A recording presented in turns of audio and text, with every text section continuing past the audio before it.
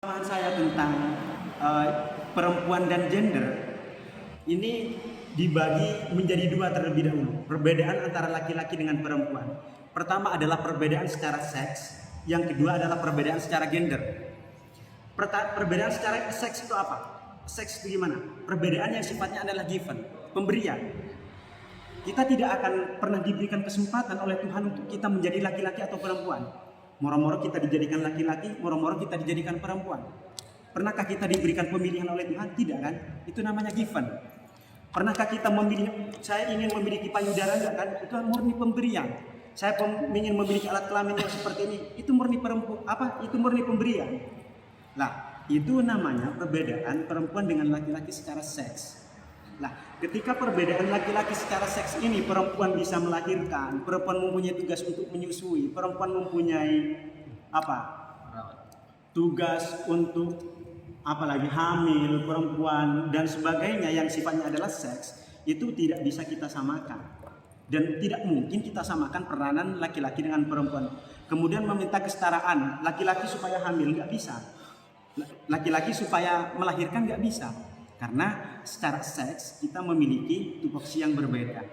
Namun wilayah kita memiliki peluang untuk diberlakukan sama di wilayah gender, bukan di wilayah seks. Gender apa? Gender ini erat kaitannya dengan masalah sosial, erat kaitannya dengan masalah masalah kebudayaan dan sebagainya.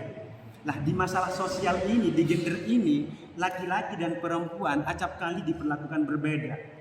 Laki-laki ketika harus keluar rumah harus pamit kepada orang tuanya, ketika sudah bersuami harus pamit kepada suaminya. Ini kan sebenarnya bukan given, tapi ini adalah perlakuan masyarakat kan yang seperti itu, perlakuan budaya, perlakuan tradisi. Sebenarnya itu bisa kita ubah. Yang hal-hal yang sifatnya gender itu bisa kita ubah, berbeda dengan seks tadi. Misalkan masalah apa? Ya banyak sebenarnya yang berkaitan dengan gender, masalah pamit dan sebagainya. Berkaitan dengan perempuan pesisir Madura, saya melihatnya tidak seperti apa yang disampaikan oleh Kavi bahwa secara dilihat secara kasat mata bahwa perempuan Madura itu sudah bisa dikatakan sebagai perempuan yang banyak memiliki sifat maskulinitas, memiliki sifat kelaki-lakian. Saya justru memandangnya berbeda. Hal ini disebabkan saya kira karena pengaruh kuat agama yang sudah mengakar di Madura. Pengaruh agama Islam saya kira yang mengakar di Madura ini menjadi salah satu sebab yang urgen sehingga menyebabkan adanya marginalisasi, adanya beban ganda kepada perempuan dan sebagainya. Maksudnya bagaimana? Seperti yang disampaikan oleh Sanusi, seperti pernyataan-pernyataan seperti kayak di Maimun Zubair tadi bahwa prestasi terbesar dari perempuan adalah ketika dia taat kepada suaminya. Itu saya kira adalah pengaruh-pengaruh agama. Soalnya seperti ini, saya kira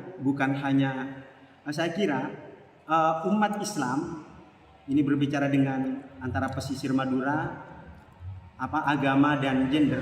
Saya kira budaya, masalah marginalisasi dan sebagainya yang itu menyudutkan kepada perempuan itu banyak dipengaruhi oleh agama. Yang mana kita ketahui bahwa orang Madura itu memiliki keyakinan atau memiliki ketaatan yang kuat terhadap agama.